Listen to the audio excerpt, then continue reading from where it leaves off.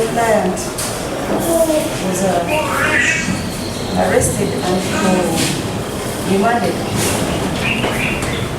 She was taking care of the complainant out of honest and good faith and humanity, because the accident was obtained when she was at her home. So that one has not been a problem until when she was remanded. That's why I think that's when the care stopped.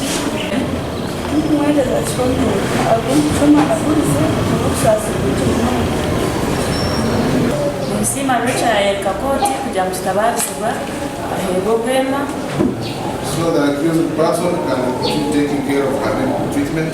Kujja mu kitabaalizibwa gumize mulamuzi. Counsel for the accused has also submitted that the accused can only be able to continue taking care of the victim if she is used for bail.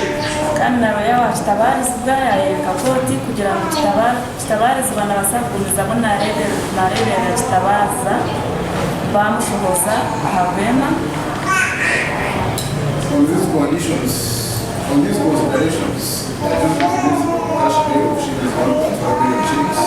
Mwini yamurekura bwemaze bwa miliyoni imwe n'ekicweka ez'oburuhu.